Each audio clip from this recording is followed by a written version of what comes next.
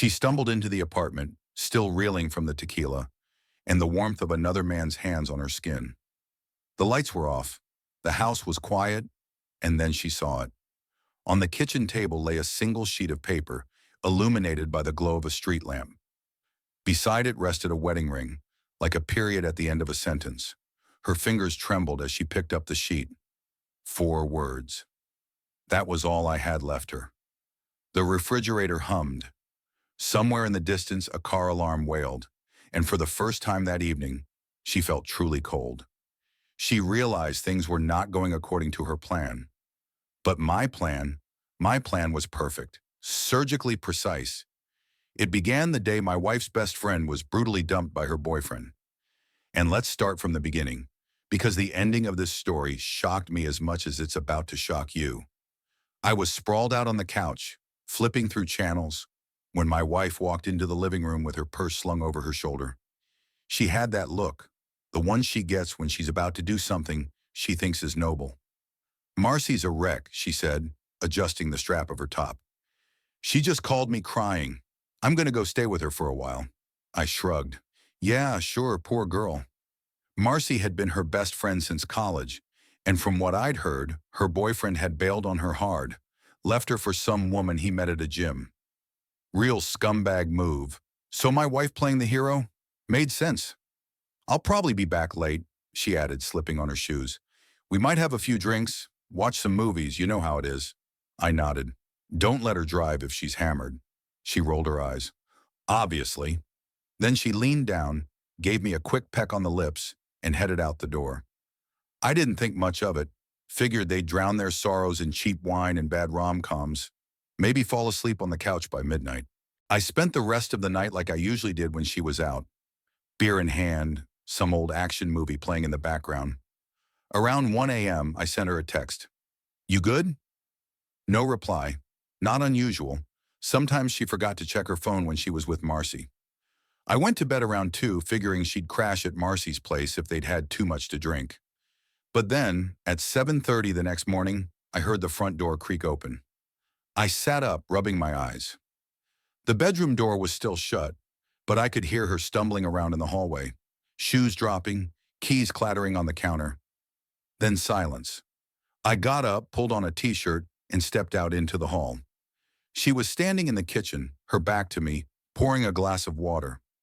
Her hair was wild, like she'd been caught in a windstorm. Her dress, the same one she'd left in, was wrinkled, the hem slightly torn. And the smell. God, the smell. Booze, sure, but something else underneath. Something sharp and sour, like sweat and perfume mixed together. "Rough night?" I asked, keeping my voice casual. She jumped, nearly dropping the glass. When she turned around, I saw it. The smeared mascara, the lipstick long gone except for a faint stain at the corners of her mouth. Her skin was flushed, her breathing uneven. "Yeah," she muttered, not looking at me. "Marcy was a mess. We stayed up too late." I nodded slowly, my eyes drifting down. That's when I saw the marks on her thighs. Dark, finger-shaped bruises peeking out from under the hem of her dress. Not the kind you get from tripping over a coffee table. She caught me staring and tugged at the fabric, trying to cover them. "I bumped into a chair," she said quickly. "Marcy's place is a wreck right now." I didn't say anything, just stood there watching her fidget. She gulped down the water, then set the glass in the sink with a shaky hand. "I need a shower," she mumbled, brushing past me. I let her go. But as I stood there in the kitchen, listening to the water run, I noticed something else on the counter.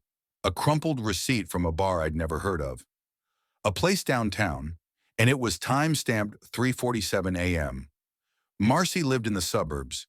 I picked it up, turned it over in my fingers, then I dropped it back on the counter and walked away. Because sometimes you don't need to ask questions. Sometimes you already know the answer.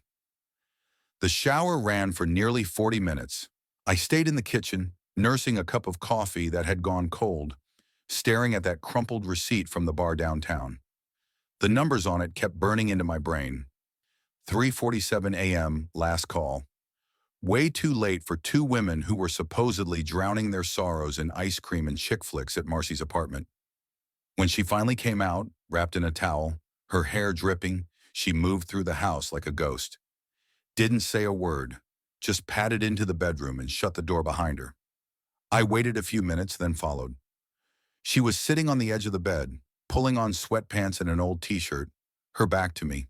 The room smelled like her body wash, something floral, something that usually reminded me of lazy Sunday mornings. Now it just felt like a cover-up. "So," I said, leaning against the doorframe. "You never answered me." She stiffened. "Answered what?" "Where you really were last night." She let out a sigh like I was being ridiculous, then turned to face me. Her eyes were bloodshot, her lips chapped. "I told you." "Marcy's." "All night?" "Yeah." "Then why'd you come home at 7 in the morning looking like you'd been through a war?" She flinched. "Just a little. Just enough." "I told you, we drank too much." I passed out on her couch. I nodded slowly like I was considering it, like I might actually buy that story. Funny, because I found this on the counter. I held up the receipt. Her eyes flicked to it, then away. "What's that?" "Receipt from the Velvet Lounge. Dated last night. Time stamped for almost 4 in the morning." She swallowed. "Oh yeah, we went out for a bit, just to get out of the apartment. Marcy didn't want to sit around crying all night. You didn't mention that earlier." I didn't think it was a big deal. I stared at her. Hard. She wouldn't meet my eyes, just kept picking at a loose thread on her shirt. "And the bruises?" I asked. Her fingers stilled. "What bruises?" "The ones on your legs." She tugged the hem of her pants down, like that would make them disappear. "Like I said, I tripped." "At the bar?" "At Marcy's." "But you just said you were at the bar." She let out an exasperated sound. "Jesus, why are you grilling me like this?" "It was one night. I was helping a friend. Nothing happened." Nothing happened. 3 words that meant everything. I wanted to believe her. God, I wanted to. Because the alternative was a door I wasn't ready to open. Not yet. So I backed off. Nodded, said, "All right." But I didn't mean it. She must have sensed that, because she let out a shaky breath and stood up. "I'm gonna go lie down. I'm exhausted." I didn't stop her, just watched as she climbed into bed, turned her back to me, and pulled the covers up like a shield. I left the room, closing the door softly behind me. Then I pulled out my phone and started searching for private investigators. Because here's the thing about trust. Once it's cracked, you can't just glue it back together. You need proof. You need to know. And I was going to find out. Even if it killed me. The detective's text came through 3 weeks later at 4:32 p.m. on a Thursday. Just 3 words. "It's done." "When?" I stared at my phone for a full minute before responding. My hands didn't shake. My breathing stayed steady. That's how I knew I was past anger. This was something colder. "Tonight, my place." p.m. I stopped at the gas station on the way home. The clerk barely looked up as I set a 6-pack of Budweiser on the counter. The same brand I used to drink with the guys back before we all got married and disappeared into suburban life. The cans sweated in the paper bag as I carried them to my truck. The house was empty when I got there. She was out, probably with Marcy again, though I didn't bother checking. I turned on the kitchen light, peeled the first beer open, and waited. Detective Carver showed up right on time. He wasn't what I expected. No trench coat, no fedora, just a middle-aged guy in a polo shirt and khakis, carrying a plain manila envelope that looked too thin to contain my marriage's autopsy report. "You want the short version or the detailed tour?" he asked, setting the envelope on the table. I slid a beer toward him. "Start at the beginning." The first photo hit me like a sucker punch. There she was, my wife, pressed up against some guy in a dim club booth, not just talking. His hand was tangled in her hair, her lips an inch from his neck. The timestamp in the corner read, 1:18 a.m., the night she'd claimed they were watching rom-coms at Marcy's. Carver watched my face as I flipped to the next one, her and Marcy doing shots with 2 guys at a bar I didn't recognize. Then another, them leaving together in an Uber. Then the kicker, security footage from a downtown hotel lobby. 4:47 a.m., all 4 of them stumbling toward the elevators. "Got their names too," Carver said, tapping a sheet. "Turns out your wife's been using your joint card for these little adventures." The receipts were worse than the photos. $238 at some high-end cocktail place, $12.99 for a box of protection at a 24-hour pharmacy, $420 at the Windsor Suites, always on Fridays, always paid in cash, but the bar charges beforehand gave it away. Then came the texts. I'd never seen my wife's phone look like this. Messages to Marcy filled with winking emojis, and tonight, at 10 p.m. on nights, she told me they were just grabbing dinner. A thread with some guy named Jason arranging meetups at hotels when I was supposedly on business trips. The video was what finally made me set the beer down. It was grainy, taken from across a club, but I'd recognize that laugh anywhere. There they were, my wife and Marcy, grinding against these two strangers like college girls on spring break. The timestamp showed last Saturday, while I'd been home fixing the leaky faucet she'd nagged me about for months. Carver cleared his throat. There's more. This wasn't a one-time thing. He laid out a calendar with dates circled in red, 4 weekends in the past 2 months. Always the same pattern, dinner charges at fancy places, then hotel cash withdrawals, then Uber rides to residential areas at dawn. The last photo nearly tore my heart out. Her in our bed, texting one of these guys while wearing the necklace I'd bought her for our anniversary. The timestamp? 4:14 p.m. The night I'd worked late to pay for our vacation to Cancun, I finished the first beer in one long swallow. How long? Based on the financials? At least 5 months. The hotel stuff started more recently. 5 months. I'd been living a lie for nearly half a year. Carver gathered the photos when I pushed them away. You want copies or keep 'em? I stood up, my chair scraping loud in the quiet kitchen. I've seen enough. The detective left with his envelope full of proof. I stayed at the table, staring at the ring on my finger until the last beer went warm. Outside, a car door slammed. Her laugh floated through the window, the same one from the video, carefree, happy. I pressed my palms flat against the table. Now I knew, and knowing changed everything. When she came in, I was in the kitchen humming.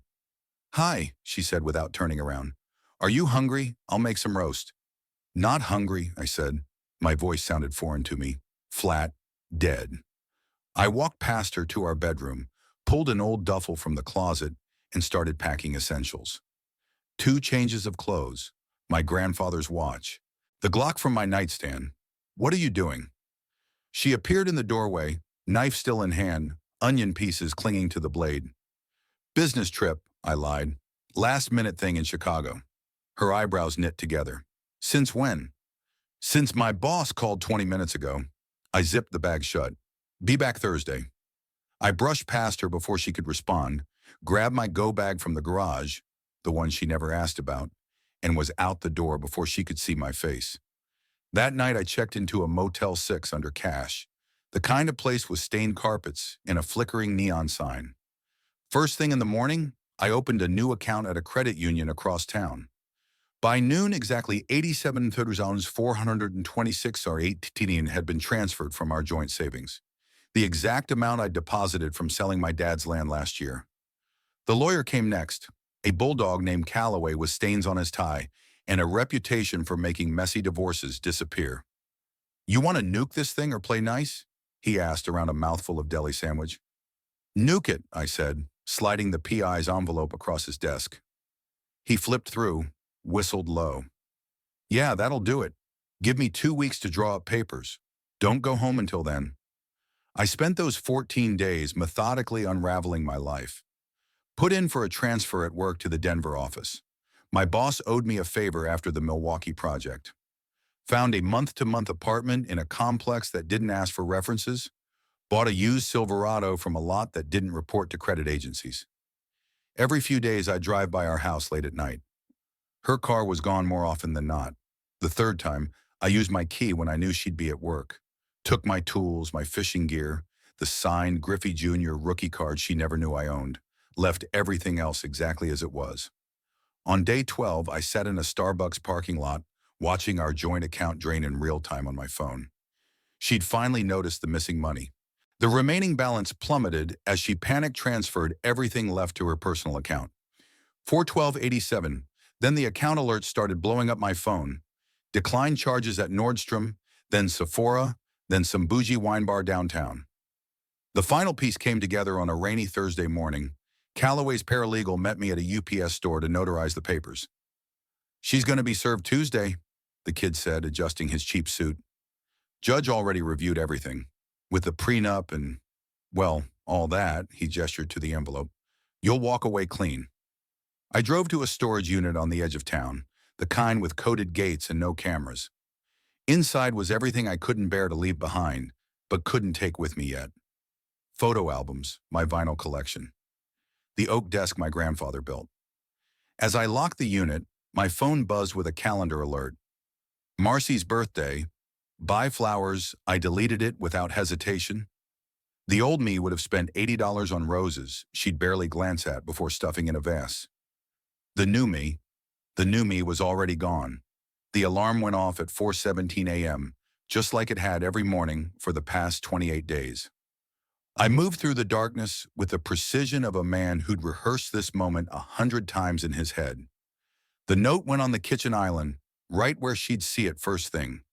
Single sheet of plain printer paper. 4 words in bold type. "I know, I'm done. This is goodbye." My wedding ring made a soft clink as I set it down next to the note. The envelope containing the divorce papers leaned against the fruit bowl she never used. Calloway had outdone himself. The paperwork included every receipt, every timestamp photo, every damning piece of evidence bound neatly with legal precision. I took one last sweep through the house. The master bedroom looked like a war zone. Makeup strewn across the dresser, clothes piled in the corner, sheets tangled in a way that told its own story. My side of the closet stood empty, except for a single wire hanger swaying slightly. The bathroom still had my toothbrush in the holder, covered in a thin layer of dust. The garage was my final stop. All my tools were gone now, just oil stains on the concrete where my toolbox used to sit. But there was one thing left, the fishing rod my dad gave me when I turned 16. She'd moved it to a back corner, leaning against a stack of old Amazon boxes. As I turned to leave, my boot kicked something under the workbench, a little pink notebook, the kind she used for grocery lists. It fell open to a page from 3 weeks ago, the day after I'd left. In her loopy handwriting, "Call lawyer, change locks. Tell mom about CC fraud." I tore out the page, folded it neatly, and slipped it into the divorce envelope. A little bonus for the judge. The sun was just coming up as I pulled away for the last time. My phone buzzed in the cup holder, the PI sending his final invoice.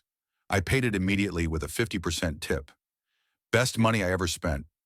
Somewhere around mile marker 147 on I-70, as the Rockies rose up in my rear view, my old phone started blowing up. Call after call. Then the texts started. "What is this? Where are you? We need to talk. Answer me." I didn't answer. The new apartment key felt heavy in my pocket as I merged back onto the highway. The realtor had promised the building was quiet, the neighbors minded their own business, and the lease included a month-to-month option. Perfect for a man who might need to disappear again. Back in what used to be our home, she was probably standing in the kitchen right now, reading that note over and over, those 4 words sinking in like stones. But I wouldn't know for sure, and that was the whole point. My phone vibrated against the diner counter, rattling my coffee cup. I didn't need to check the screen to know it was another call from her parents' landline. That made 17 since yesterday. I sipped my coffee and watched the rain streak down the window, counting the seconds until the voicemail notification popped up. Across the diner, the morning news played silently on a mounted TV. Some talking head was yapping about a local scandal. Some city councilman getting caught with his pants down. I almost laughed. My little drama would have made their ratings spike for a week. The waitress refilled my cup without asking. "You expecting trouble?" She nodded at the baseball bat leaning against the stool next to me. "Just precautionary," I said, tapping the Louisville Slugger I'd bought at a pawn shop yesterday. The PI's last email had mentioned my ex was showing signs of distress and making concerning statements. I wasn't taking chances. My laptop hummed quietly next to the plate of half-eaten eggs. The Facebook post stared back at me, drafted but unsent. Just 3 photos. The receipt from the Velvet Lounge, a screenshot of our drain joint account, and the most damning shot of her cozying up to some guy at the bar. The caption read, "When you ask why I left, I hit post." The reactions started pouring in before I'd even closed the lid. First, it was my old college buddies, shocked face emojis and bro comments. Then her cousin Lisa chimed in, "I always knew she was trash." By the time I finished my coffee, mutual friends were picking sides like it was middle school dodgeball. My phone buzzed again. This time it was a text from an unknown number. "How could you do this to me?" I blocked it without replying. The real fireworks started around noon. My old neighbor Dave texted me a screenshot of her sister's Instagram story, some long rant about betrayal and privacy. Underneath it, Dave had written, "Dude, her whole family's melting down. Her dad just posted, then deleted something about disowning her." By dinner time, the HR director from her job had connected with me on LinkedIn. I didn't accept the request, but the message preview said enough. "We received your anonymous tip. Wanted you to know we've taken appropriate action." I heated up a frozen pizza and watched the notifications roll in. Her high school friend Brittany had shared my post with the caption, "Karma's a bitch." Someone from her book club commented, "This explains why she always flirted with my husband at meetings." Around 9 p.m., my old work buddy Mike sent me security cam footage from our former office building. There she was, pounding on the locked front doors, mascara running down her face. The timestamp showed she'd been there 3 hours after I'd officially transferred out. I saved the video to a folder labeled Insurance and powered down the laptop. The bat stayed by my bed that night, within easy reach. As I lay in the dark listening to the unfamiliar sounds of my new neighborhood, my phone lit up with one last notification. A Facebook message from Marcy of all people. "She's saying you abused her, showing people fake bruises." I typed back one sentence. "Check the dates on those photos against the hotel receipts." Then I blocked her. The pillow smelled like cheap detergent and new beginnings. I slept like a baby. The rain came down in sheets that Saturday, the kind of storm that turns parking lots into shallow lakes and makes you grateful for a roof over your head. I was hauling groceries up to my second-floor apartment when I saw movement near the dumpster. At first, I thought it was just some stray dog nosing through trash bags. Then she stepped into the dim glow of the security light. My ex-wife looked like hell warmed over, the kind of skinny that comes from not eating, not the gym rat kind she used to brag about. Her hair hung in wet ropes around a face that had aged 5 years and 2 months. That designer purse she used to guard like Fort Knox was now a stained tote bag with broken straps. "Jesus Christ," I muttered, shifting the grocery bags to one arm while the other instinctively went toward my pocket, where I kept my keys between my knuckles when walking at night. She took a shaky step forward, arms wrapped around herself like she was holding her ribs together. "I've been looking for you for weeks," she said, voice cracking. Rainwater dripped off her nose. "I didn't move from my spot under the awning. How'd you find me?" "Your mom." That stung worse than I expected. My mother had been the one who taught me to change the oil in my first car, who sat up with me after my first breakup. She'd promised me a clean break. "She didn't want to tell me," my ex continued, wiping water from her eyes. "I had to.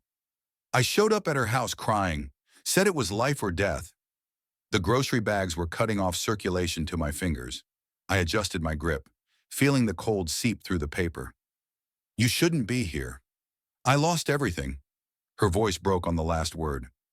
"My job fired me after that HR complaint. My parents won't return my calls." Marcy blocked my number. A shudder ran through her. "I've been sleeping in my car for 3 weeks. Something twisted in my gut, but I shoved it down. Not my problem." I turned toward the stairs. She rushed forward then, grabbing my arm with icy fingers. "Please, just 5 minutes. I'll leave after, I swear." Up close, I could see the yellowing bruise along her jawline, the raw skin around her nails from nervous picking. The rain drummed against the awning. Somewhere down the street, a car alarm wailed. I sighed. 5 minutes. But we're doing this in the lobby. No way was I letting her upstairs.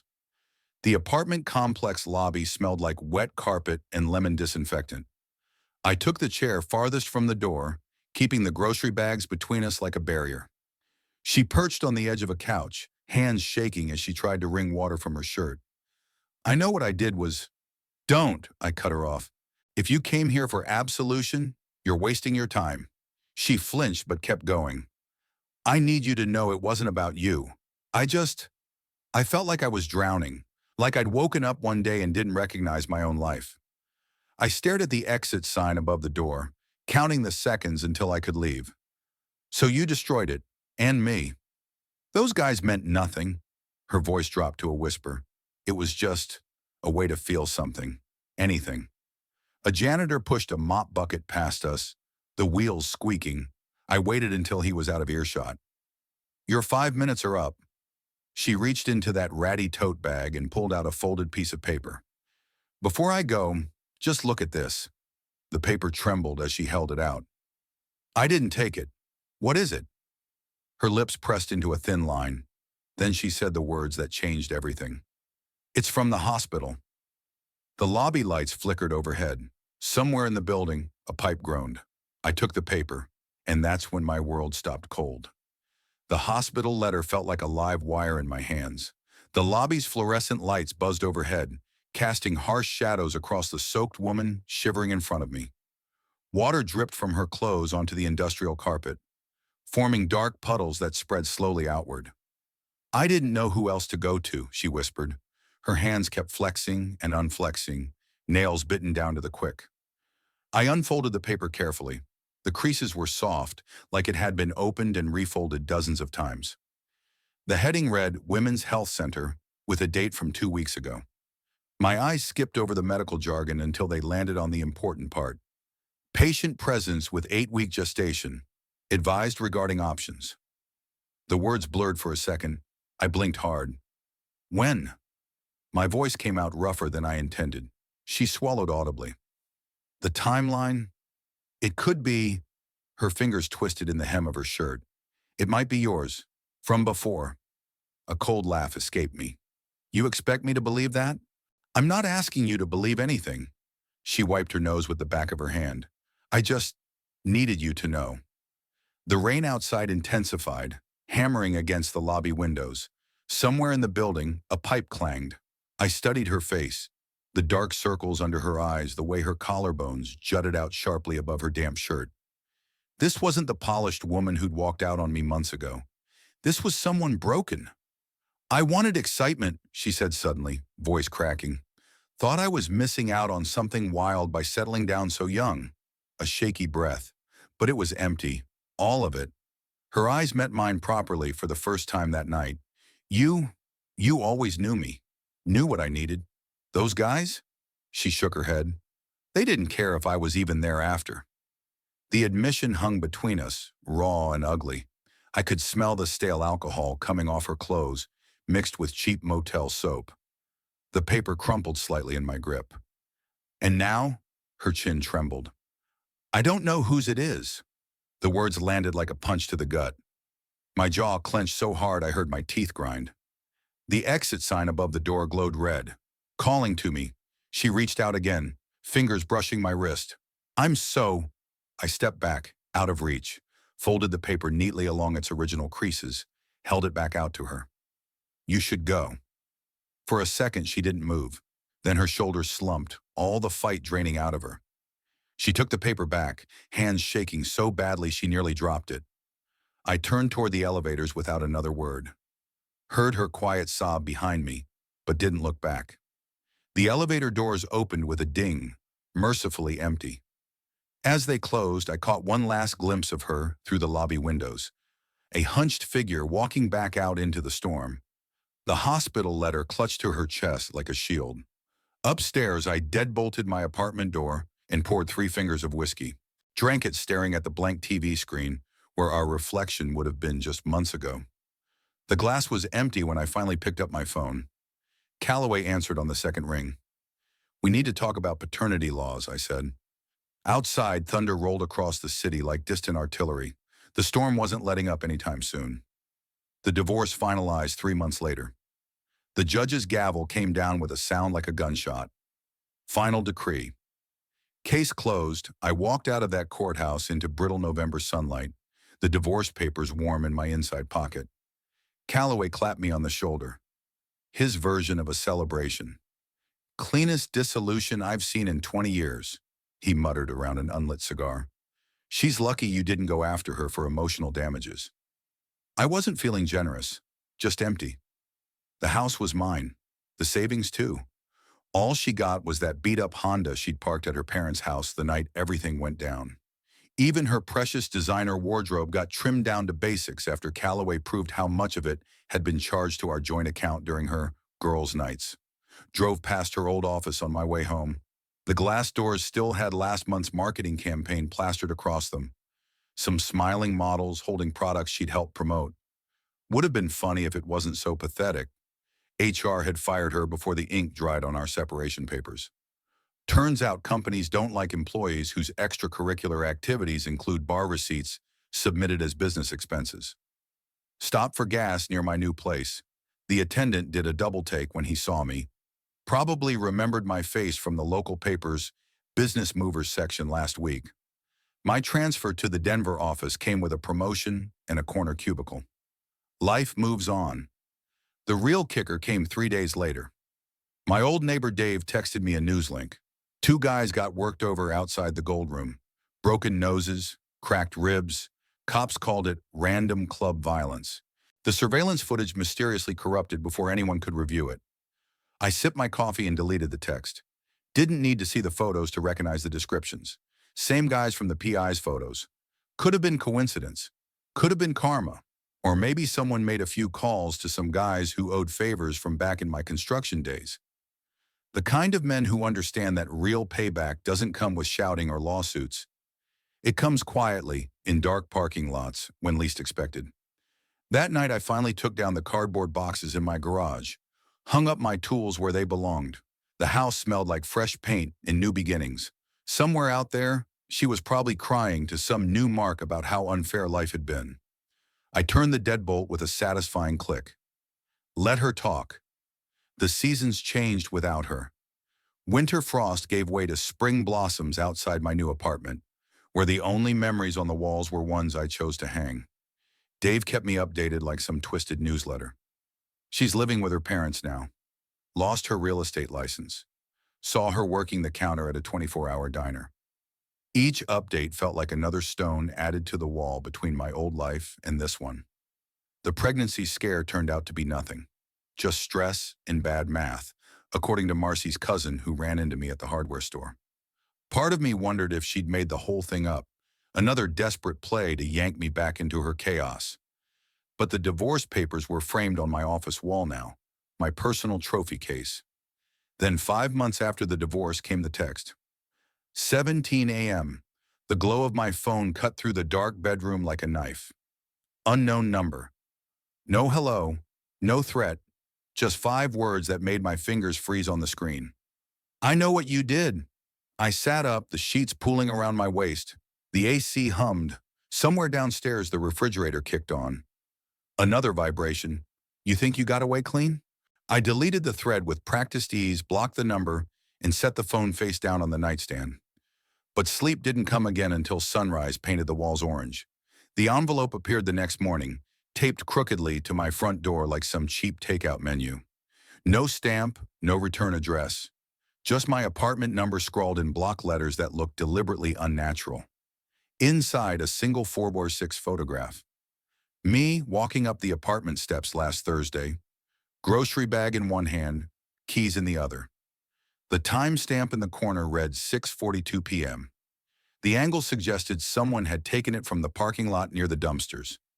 I checked the deadbolt twice that night. Set up the security cam I'd been meaning to install. Lay awake listening to every car that slowed near my building. The photo went into my fireproof lockbox, right next to the PI's final report and copies of the divorce decree. Let them watch, let them try. I'd played this game once before, and I'd learned how to win. Drop your theories in the comments. Did he truly escape, or is the reckoning just beginning? And if you enjoyed the ride, don't forget to like and subscribe for more.